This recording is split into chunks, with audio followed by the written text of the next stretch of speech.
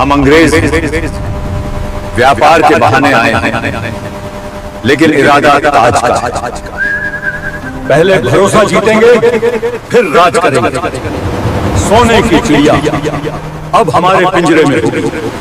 Video अंत तक देखिए, क्योंकि ये जानना ज़रूरी है कि हमारी आज़ादी की कीमत क्या थी और गुलामी की शुरुआत कैसे हुई।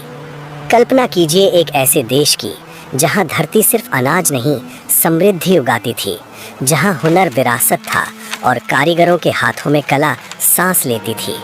एक ऐसा भारत जो दुनिया की अर्थव्यवस्था का चौथाई हिस्सा संभाले हुए था, जिसे दुनिया सोने की चिड़िया कहती थी, सम्मान से भी और लालच से भी। ये वही धरती थी जहाँ जीतने निकले साम्राज्य थक जाते थे। सिकंदर यहाँ आकर रुक गया। हमलावर लौट लौट कर आए, पर इस मिट्टी को पूरी तरह झुका न सके। मुगलों को भी यहाँ जड़े जमाने में सदियाँ लग गईं। तो फिर ऐसा क्या हुआ कि जिस देश को तलवारें नहीं तोड़ सकीं, उसे कुछ जहाज़ों में भरकर आए व्यापारी धीरे धीरे अपने कब्जे में ले गए। वे समुद्र पार से आए, चेहरे पर मुस्कान, हाथ में सौदे का प्रस्ताव। लेकिन सौदा मसालों का नहीं था, सौदा सत्ता का था। उन्होंने बंदूक बाद में उठाई, पहले उन्होंने फूट बोई। उन्होंने दीवारें नहीं गिराईं, उन्होंने दिलों के बीच दीवारें खड़ी कीं। और एक दिन जब लोगों को एहसास हुआ, सोने की चिड़िया के पंखों में जंजीरें डाल दी गई थीं।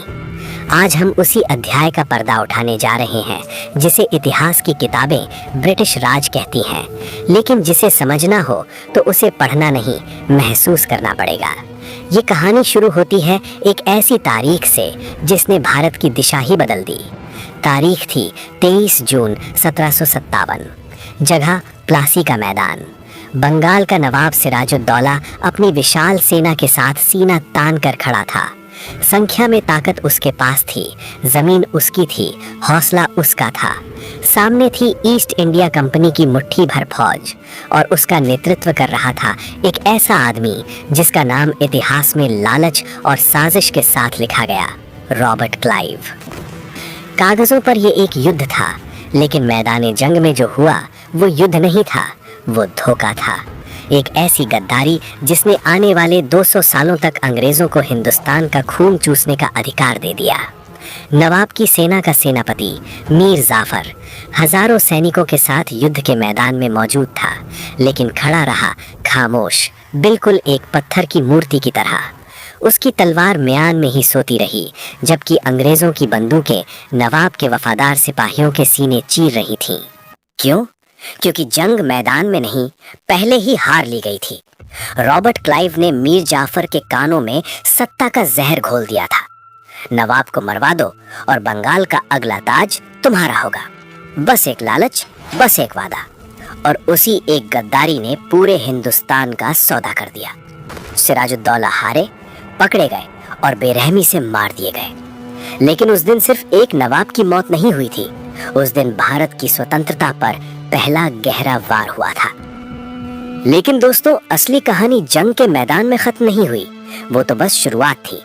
असली लूट अब शुरू होने वाली थी। प्लासी की जीत के बाद जब रॉबर्ट क्लाइव मुर्शिदाबाद पहुंचा, जो उस समय बंगाल की राजधानी थी, और शाही खजाने में दाखिल हुआ, तो उसकी आंखें फटी की फटी रह गईं। उसने अपनी डायरी में लिखा कि वो सोने, चांदी और हीरे जवाहरात के ढेरों से गुजर रहा था। इतनी दौलत कि उस समय पूरे लंदन शहर की कुल संपत्ति उसके सामने छोटी पड़ जाए। और फिर शुरू हुआ संपत्ति का महान निकास। अंग्रेजों ने शराफत का नकाब उतार फेंका। मीर जाफर को गद्दी पर बिठा दिया गया, लेकिन वो सिर्फ नाम का नवाब था। असल हुकूमत कंपनी के हाथ में थी।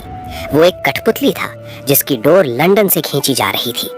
सबसे पहले बंगाल के खजाने से सोना और चांदी निकालकर नावों में भरना शुरू हुआ। एक दो नहीं, पूरी 100 बड़ी नावें। जरा उस दृश्य की कल्पना कीजिए। गंगा नदी के पानी पर तैरती 100 कश्तियां जो हिंदुस्तानी किसानों और मजदूरों की पीढ़ियों की मेहनत से भरी हुई थी, और वो सब हमेशा के लिए हमारी धरती से बहकर जा रहा था। अकेले रॉबर्ट क्लाइव ने लाखों पाउंड अपनी निजी जेब में भर लिए, जो आज के हिसाब से अरबों रुपए होते हैं। लेकिन ये तो सिर्फ शुरुआत थी, क्योंकि अब लूट छिप कर नहीं, कानूनी तरीके से होने वाली थी। असली अत्याचार, असली नर्क 1765 में शुरू हुआ, जब अंग्रेजों ने मुगल बादशाह से दीवानी अधिकार हासिल कर लिए। इसका मतलब था बंगाल, बिहार और उड़ीसा के करोड़ों किसानों से लगान वसूलने का पूरा कानूनी अधिकार अब ईस्ट इंडिया कंपनी के पास था। एक व्यापारिक कंपनी अब सरकार बन चुकी थी। पहले जब कोई राजा टैक्स लेता था तो बदले में जिम्मेदारी भी निभाता था, प्रजा की रक्षा करता था, सड़कें बनवाता था और अकाल के समय अपने गोदाम खोल देता था। लेकिन अंग्रेजों का मकसद शासन करना नहीं था, उनका मकसद था निचोड़ना। टैक्स इतना बढ़ा दिया गया कि किसान की कमर टूट गई। फसल अच्छी हो तो टैक्स दो, सूखा पड़े तो भी टैक्स दो, बाढ़ सब बहा ले जाए तो जमीन बेचकर टैक्स दो, गहने गिरवी रखकर टैक्स दो। क्योंकि कंपनी को मौसम से कोई मतलब नहीं था, उन्हें सिर्फ अपने मुनाफे से मतलब था। अंग्रेज अफसर, जिन्हें उस समय नवाब्स कहा जाता था, गांव-गांव घूमते। जो किसान लगान नहीं दे पाता उसे कोड़ों से पीटा जाता, चिलचिलाती धूप में घंटों खड़ा रखा जाता, कभी-कभी तो उसके बच्चों तक को गुलामी में धकेल दिया जाता। जहां पहले किसान अपनी फसल का लगभग 10% राजा को देता था, अब अंग्रेज 50% से भी ज्यादा छीन रहे थे। पैसा गंगा के किनारे से निचोड़ा जाता और टेम्स नदी के किनारे उड़ेला जाता। बंगाल, जिसे कभी जन्नत निशान कहा जाता था, धीरे धीरे कब्रिस्तान में बदलने लगा। खेत सूख रहे थे, चेहरे मुरझा रहे थे, लेकिन कंपनी की तिजोरी, उसका पेट अब भी नहीं भर रहा था। अत्याचार की हद तक पार हुई जब कुदरत ने भी हिंदुस्तान से मुंह मोड़ लिया और अंग्रेजों ने इंसानियत का गला घोंट दिया। मैं बात कर रहा हूँ 1770 की उस खौफनाक दौर की जिसे इतिहास आज भी कांपते हुए याद करता है। 1769। आसमान से आग बरस रही थी, धरती का सीना प्यास से फट चुका था। बंगाल के किसान आसमान की ओर टकटकी लगाए खड़े थे, शायद एक बूंद बारिश गिर जाए, लेकिन पानी नहीं गिरा। और जब 1770 शुरू हुआ तो मौत ने दस्तक दे दी। इतिहास इसे 76 का मनवंतर कहता है। गांव जो कभी हंसते थे शमशान बन गए। लेकिन सवाल है, क्या ये सिर्फ सूखा था?